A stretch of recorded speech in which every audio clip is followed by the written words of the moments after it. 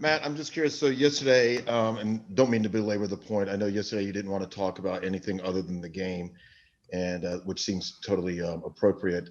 Here we are, the 24 hours later. Can you assess the way Teddy played this season? And I know you're going to have a big hand in what happens during the draft and whether or not you guys maybe even take a quarterback. And can you talk about the possibility of taking a quarterback in the draft?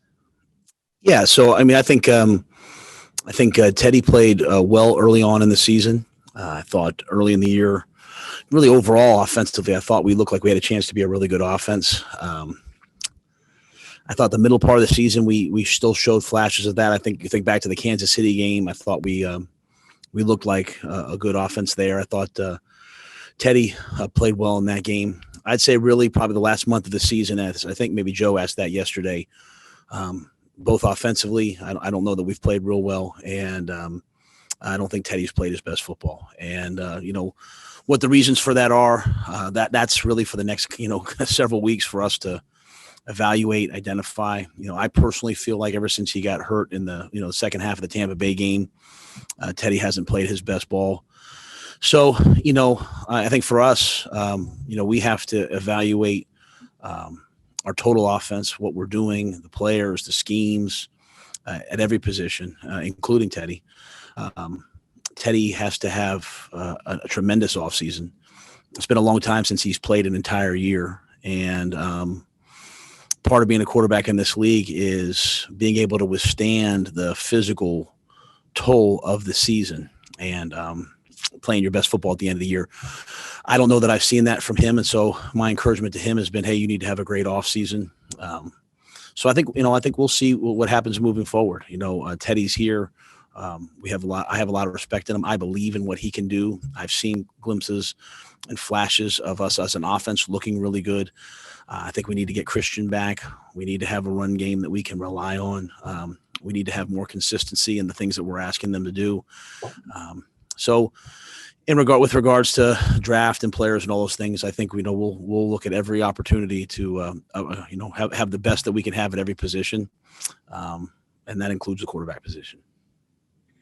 All right, let's go to Steve Reed, followed by Jonathan Alexander. Hey, Matt, I know it's still pretty early right after the season, but I wonder if you could maybe address maybe what you view as maybe your top three needs heading into the offseason position-wise.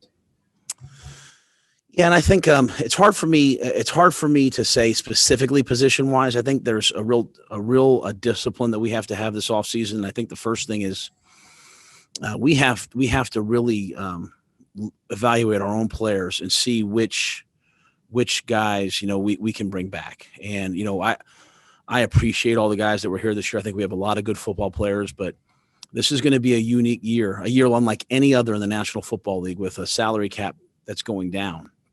And I think across the league, you're going to see people making really austere, difficult financial decisions, and we're going to have to do the same. So I think the biggest key for us right now is making determinations about, hey, who can we attempt to re-sign, and then who can we re-sign them.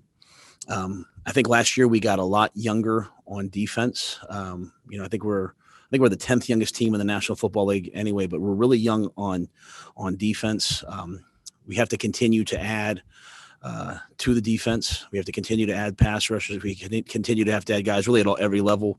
And then, offensively, we were a little bit older. So I think as we enter the draft, we just have to infuse a little bit of youth onto the offensive side. So, I think last night's game, if it showed anything, it showed the value and the importance of a run game late in the year. I talked a lot about winning in December last week. We didn't do it, but the Saints showed us how to do it, and they ran the football and made key plays when it mattered. And so I think as we enter the draft, just last year was all defense. I think it's going to be about youth, but the biggest thing right now to me is, hey, who can we re-sign? And dealing with this new salary cap is going to be unprecedented. Hey, Matt, hope you're doing well.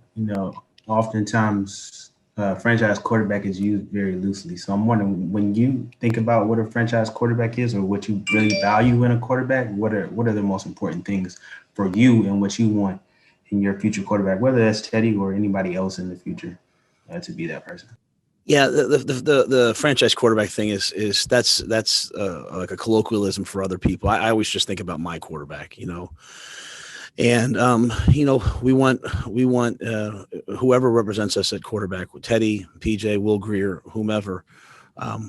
We want guys that are excellent situationally, that protect the football and make explosive plays and make the people around them better. And when we've won this year, we haven't turned the ball over. We've been good on third down. We've been good in the red zone.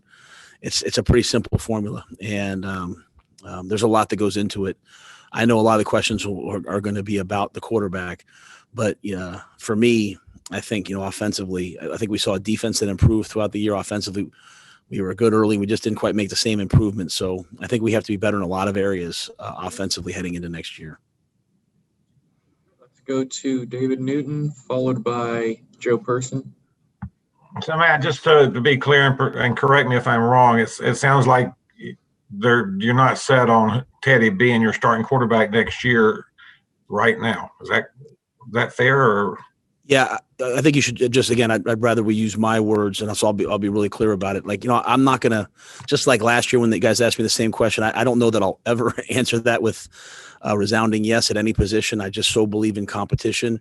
But that being said, I think we're just going to have to wait and see. As I said, I believe that Teddy's going to have a tremendous offseason and come back and be ready to go. But I think, we're going to have to wait and see in terms of any moves that we make in the offseason and where we're headed. Both at the quarterback position and really at any position. I want to follow up with another question. A lot of names are starting to creep out that of who you guys are looking at for a general manager. How much control do you want to maintain over the 53-man roster in regards to the relationship with the GM? I want everything to be collaborative. I want to work with somebody that wants to get the players and establish the vision that we establish, that we believe in. So I'm not going to get caught up on little tags and things like that. I want to collaborate with someone that all they want, wake up every morning saying, hey, how can I get the right players to make our offense and defense and special teams work? Hey, Matt, do you anticipate any staff changes? I saw there was a report today that Jake and DJ Mangus might be or are talking to LSU about some positions.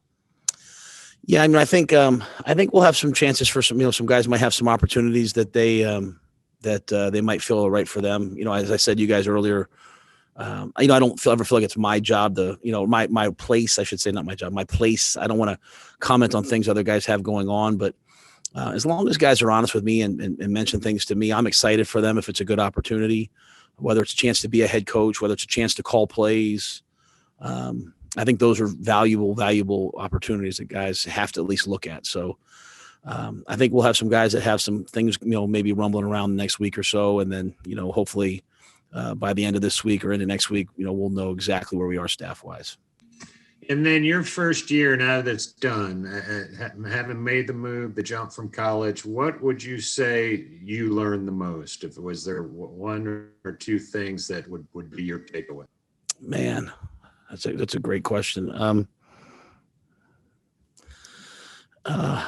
I think number one, just coach really hard and really directly. I think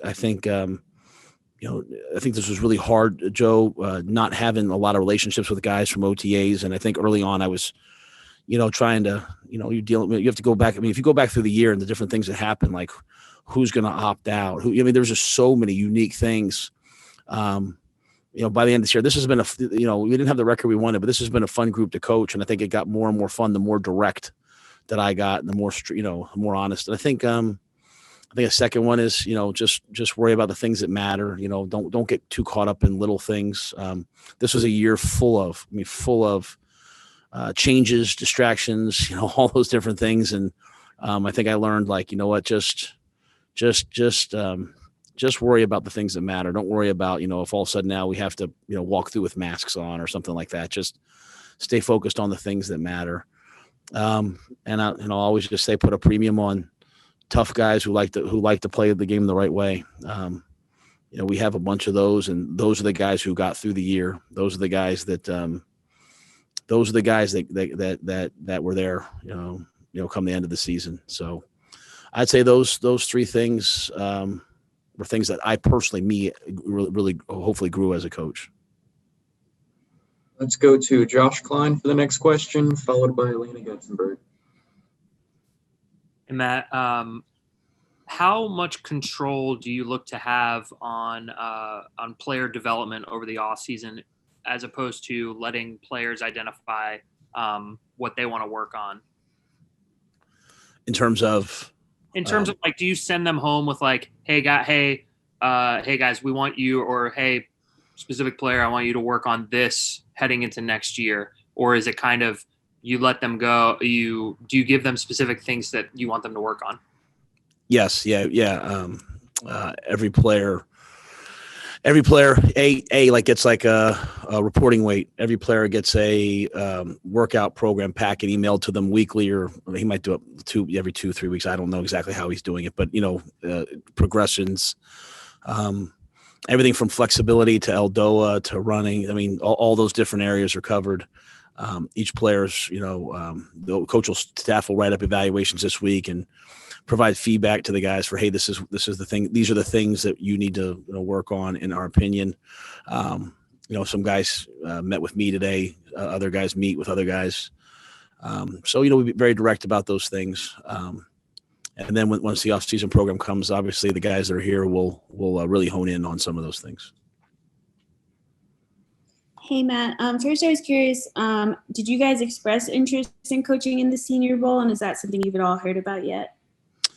The way it works is it's the two teams with the losingest records, I guess, the bottom of the draft order that have their full staff.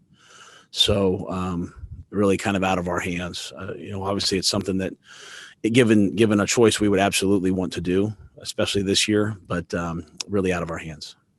And then I was curious, as you're going, now that you have this full season under your belt and you get an off season to kind of take a breath and figure out what you want to do going forward, do you have like goals of what you want this off season to look like what you want to get done personally and how you kind of want to approach things? I don't know that I'd say goals per se. I just know what needs to be done. I feel like the guys have done a good job this year of establishing a foundation that we want.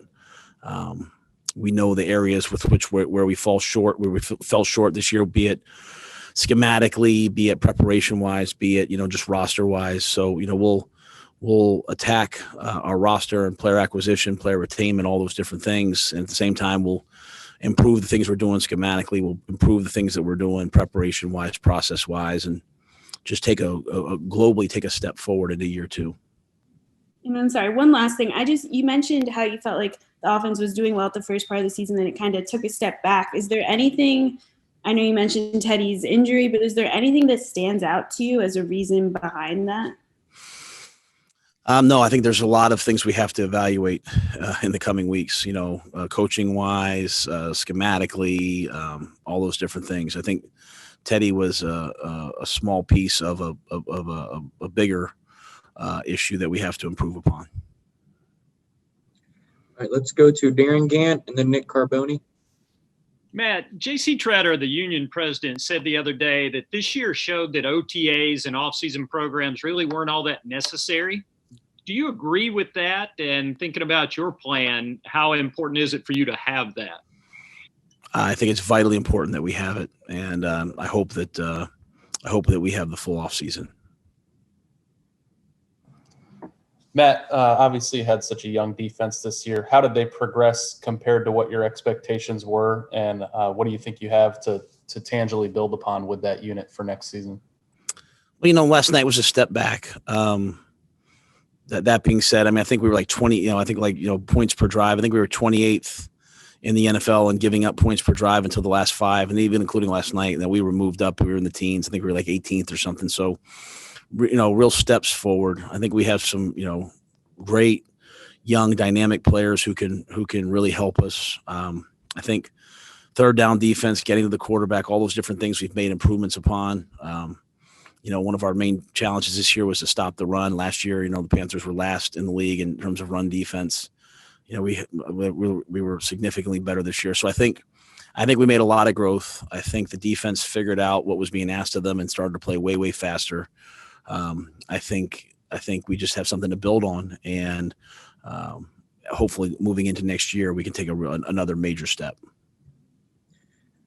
Let's go to Mike Solarte and then Will Kunkel. Hey, Matt, kind of dovetailing off of Darren's question about OTAs. Do you, and I know that you've always been team first and you're always thinking about big picture and everybody, but as a first-year head coach, do you kind of feel like your first year was maybe you were cheated a little bit in your first year by not having the extra, as a new coach, the extra workout time with the guys and all the OTAs and the things that you would have liked to have seen just to try to give yourselves maybe more of a fighting chance to come in, and as opposed to being, as essentially everybody else was just kind of rushed through training camp and the like? Oh yeah, no, there's no doubt about that. We're at the end of the year now. I can speak, and during the course of the year, I try not to answer things like that because I think it sends a bad message to the team, in terms of, hey, we're making excuses. But if we're just being honest, I mean, I've said a lot of the things that we did well, things we didn't do well. It was tremendously unfortunate that we didn't have an off season. The ability to, on offense, I think you really develop the nuances of what you're asking guys to do.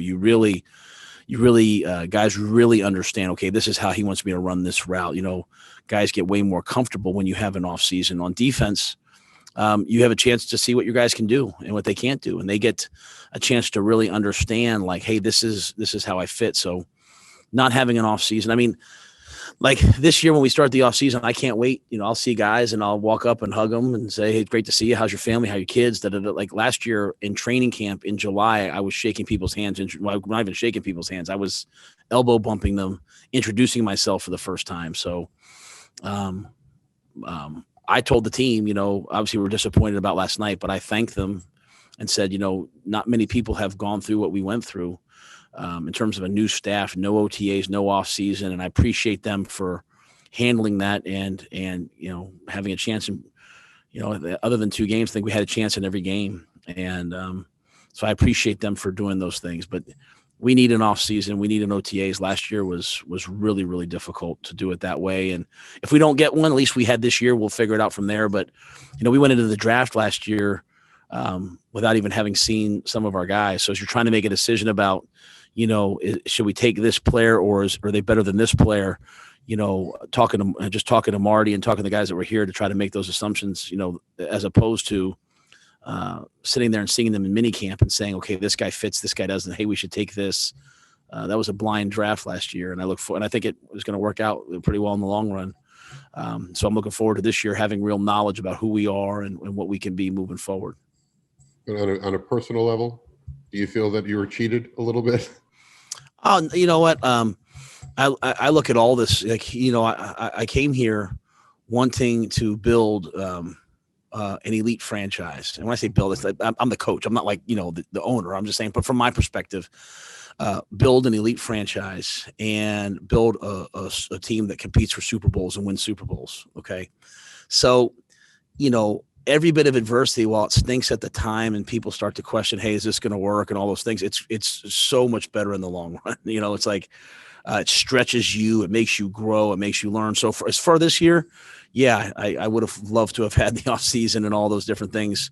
But man, I tell you what, I mean, I went through a training camp, meeting players for the first time. To be quite honest, I couldn't really see very well. I was in pain all the time.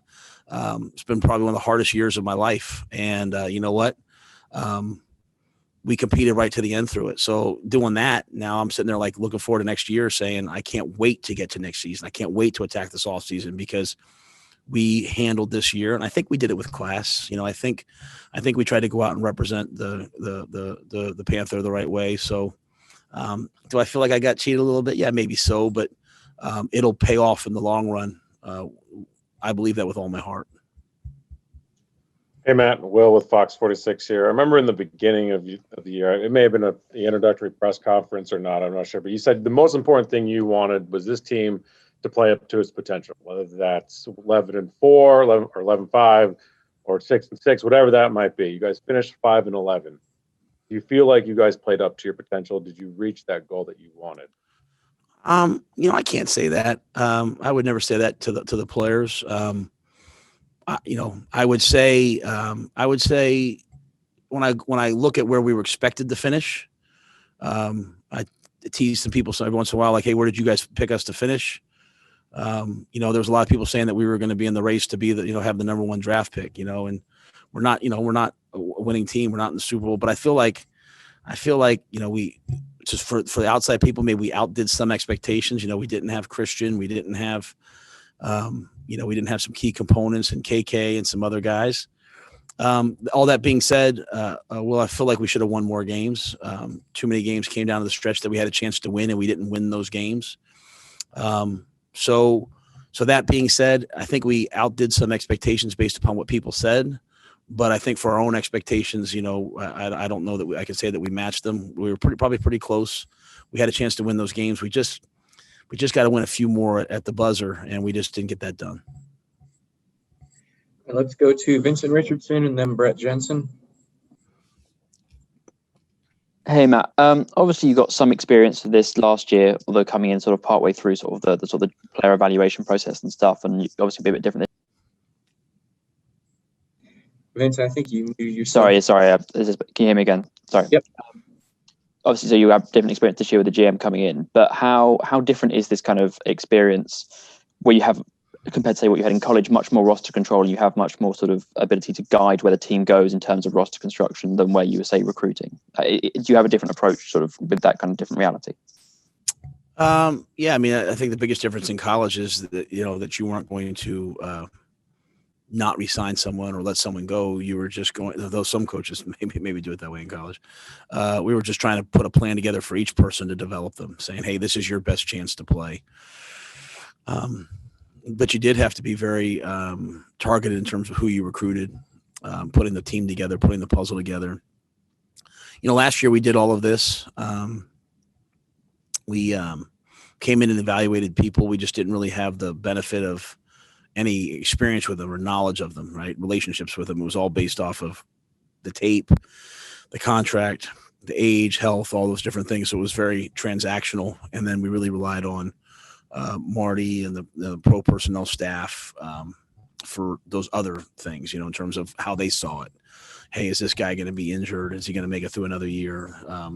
All those types of things. So at least this year we have the benefit of experience with the players, knowing who they are, knowing their mindset, knowing their work ethic, knowing their ability to play through different things that happen. So it'll be, hopefully, I'm sure it'll be, I know it'll be easier this year to have better evaluations because we've had relationships and time with the guys. And earlier, Robbie Anderson said that if you were a stock, people should buy it because he knows your history and that you're only going to getting better and better and better, given your past at Baylor and Temple. Given the first years at Baylor and the first year at Temple, are you where you want to be right now? Obviously, you wanted more wins and you were in just about every single game this year, but comparing it to the other places, are you like, okay, yeah, we're on the right path and we're exactly where I want to be? I don't know that I can say that. I think the thing is the second and third years at Baylor and Temple didn't just happen. Like we had to absolutely grind, like we had to try to outwork the world to make those years happen. So I believe in the trajectory that we're headed on. I believe in the foundation that we established this year. What I'll say about those first years is when we were sitting at the Sugar Bowl, when we were sitting at the championship games, back-to-back years at Temple and Baylor, we always said, hey, our best coaching was done the first year. Our best overcoming, the situation was done our first year. So that was my encouragement to our staff all year this year was, don't make excuses. Don't worry about this. Don't worry about an injury. Don't worry about COVID. Just do your best coaching and it'll pay off in the long run.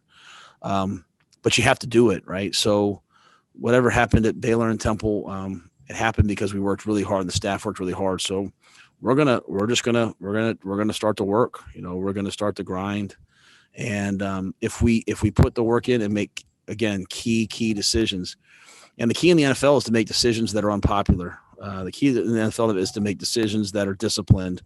When I say unpopular, I mean you might not even like making the decision yourself, but you have to do what's right to have the right roster, to play the right guys, all those different things. And so we have to make hard decisions this year and in the coming years and just do it consistently.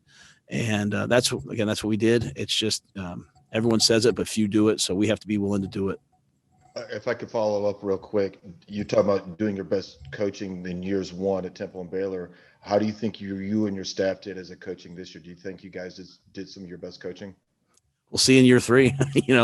I know we worked hard to hold the team together. I give the team credit. I give Trey Boston and Shaq Thompson and those guys. I mean, they never quit. I think, looking at the job Phil did, just constantly, saying, who do we have up? Okay, let's take advantage. Hey, we're not good at third down. Let's get better at third down. Hey, we're not, like even last night, I think they were 6 of 14 on third down. The first game, they were 12 of 14. Like, just trying to improve. I thought the special teams improved this year over the course of time. Made some big plays and key moments. I thought you look at the job that the O-line coach did. We played with our fifth starting left tackle played last night, and I don't believe he gave up a sack.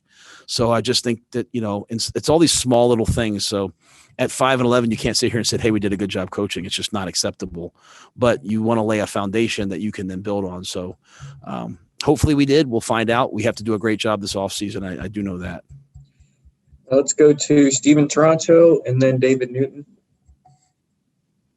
It's been almost a year since you were first hired as Panthers head coach, and obviously January 2020 has become a much different world than January 2021. I know you already mentioned on the lack of an offseason, wanting to win more games, but all that notwithstanding, is there anything else you would have changed about your first year on the job here? That's a good question. I don't know that I can answer that. I think we just had to kind of take things as they came, and you don't get to go backwards, so I think I've learned some things that I'm going to use carrying forward, kind of like I talked about with Joe's question, and even small things, schematically, small things player wise. So I think this year happened, and we'll build off of it and try to make 2021 our best year. Matt, you mentioned a few minutes ago about the hard decisions you had to make, and I know one of them was going with Teddy over Cam Newton. Looking back on that now, was that the right decision? Yeah, I'm never gonna speak ill. However I answer that question, I would speak badly about somebody, and I never would do that. Both guys are tremendous competitors and great guys, and tough decisions have to be made. I'm happy that we have Teddy here. I think he's gonna come fighting back and play his best football moving forward. So I wish Cam all the best, and I'm looking forward to seeing Teddy have an unbelievable offseason. And back to Robbie Anderson question where he was comparing you to a stock. So give me a couple of reasons why people should buy Panther stock for 2021. To me, I think Panthers fans are Panthers fans, and they probably come into every year hoping that it's a great year. We came into this year, everything that was said, everything that was written, everything that we heard was that, it was going to take a while to get this thing going. That we would finish 3 and whatever, 2 and whatever. We finished 5-11. The team fought hard. I think when I meet Panthers fans, when I talk to people, I know they're passionate about their team. They love their team. They love the players. They want to bring a Super Bowl trophy here. So hopefully those same people recognize that this team fought hard. This team didn't quit. This team played with more rookies than most teams played with, and that will pay off at some point. So, but I think the Panthers fans that I know, the people that come up to me and say, "Hey, Coach, I've been a PSL owner," the kids I see wearing, Panthers jerseys, I think they believe in the team and they want to see the team do well, and they suffered through this year with us, but we're heading in the right direction. Let's go to Josh Klein, followed by Jonathan Alexander. Hey, Matt, I kind of wanted to follow up on that, on the fan interaction that you've had. Do you feel a little bit disconnected from the fan base? I mean, usually a first-year head coach, you get to play in some, packed stadiums, and you get to go out to dinner in Charlotte and people want to come and talk to you. But obviously, you haven't had those interactions and that and have had the chance to have those experiences? Yeah, I mean, I did when I first got here. I'd see people all the time on the street or everywhere. Obviously, I mean, I took my wife to dinner one time since the start of training camp, and even that night I remember seeing a couple people and talking to them. So, I go watch my kids' soccer matches and see people. I mean, I talk to people. But yeah, I look forward to life getting back to normal.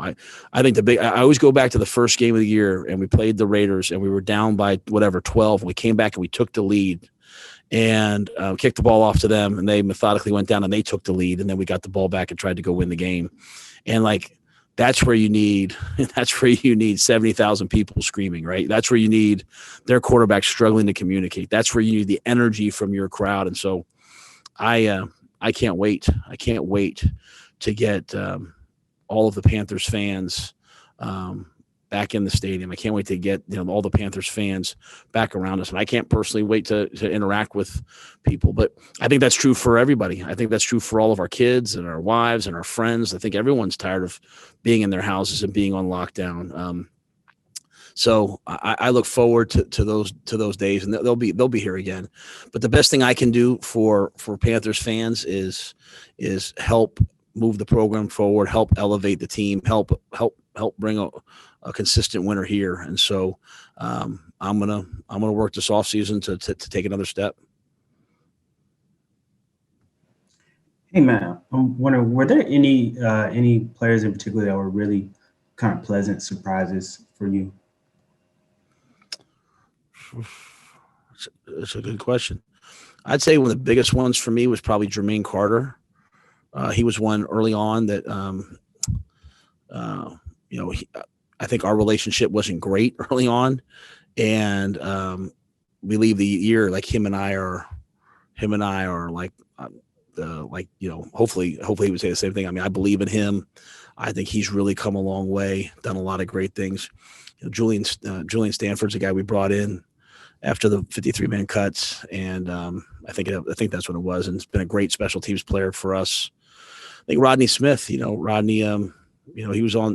home and battled away. I think DJ Moore had a year where he really ascended, and so there's probably many, many, many more. I hate to just do a couple guys, but a couple unique stories there that I would say that those guys were pleasant surprises. All right, let's go to Joe Person, followed by Steve Reed. Matt, we talked to KK earlier, and he acknowledged what he's coming off injuries and that this is a business, et cetera. Is there a way, to maybe creatively, kind of work him into what, as you said, will be a challenging cap situation? I'm probably not going to go down, specific players. I did that with Teddy because I know you guys needed that, but I think for all of our guys, we'll have to just hit the offseason, get the personnel side, the department staffed, and then look at anything and everything. Not for any one guy, but for everybody. So I think we'll have to look at every position and all those guys, here in the not just even the coming weeks, but probably the coming months. And then, do you know of any players who are going to need any kind of off-season surgeries or procedures? Yeah, that list isn't done. They did physicals today, so I'll meet with the doctors and all that. So we'll have a couple. I just probably don't want to talk out of turn until I know exactly where we're at with everything. And Matt, given what you just said, I'm not sure if you can answer this, but I'll ask it anyway.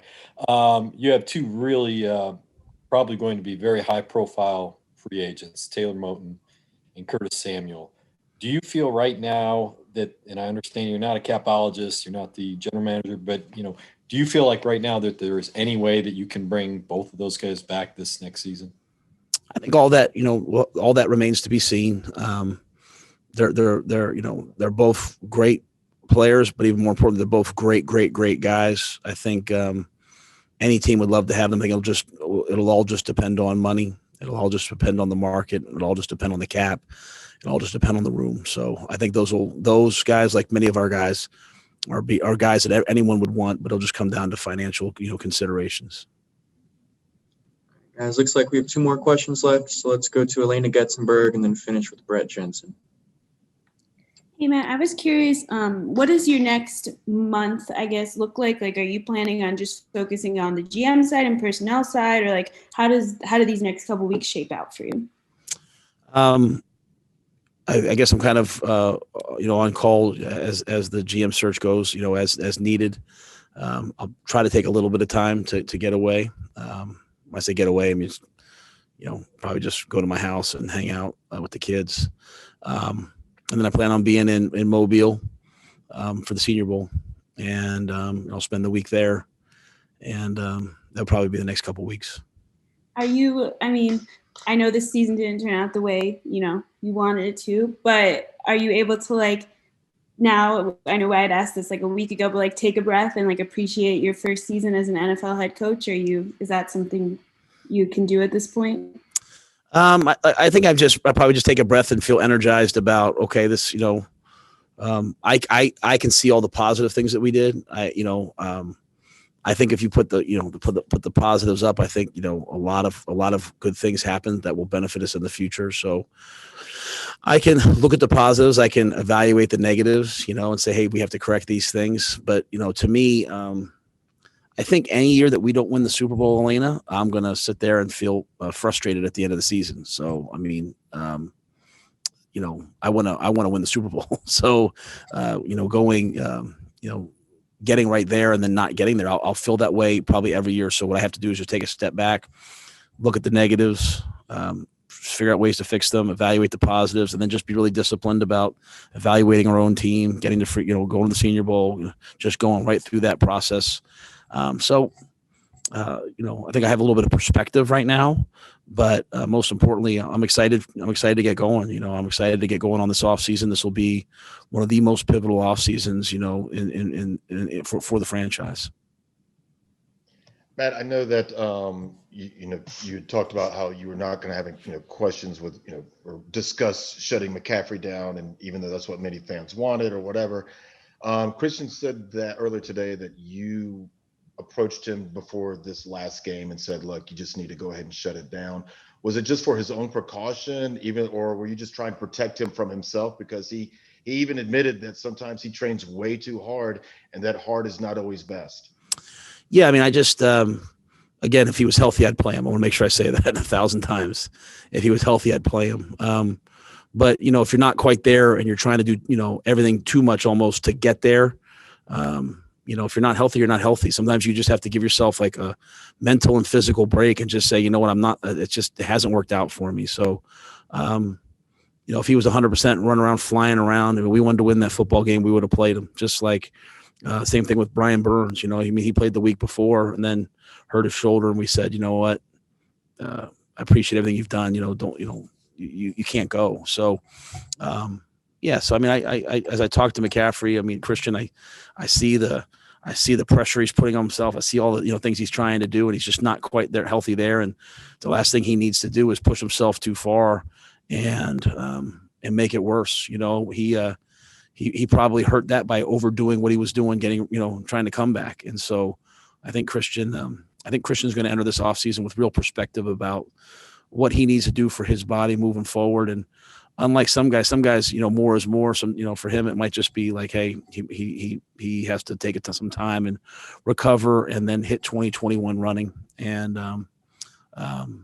hit it full speed. All right, guys, looks like that's going to do it. We really appreciate everyone working with us, make these virtual availabilities happen. And thank you, Coach Rhule, for all the time. I want to thank everyone. I appreciate you guys. I look forward to next year either seeing you in person or actually being able to look in the camera and see you guys. So appreciate your patience with me. Thank you.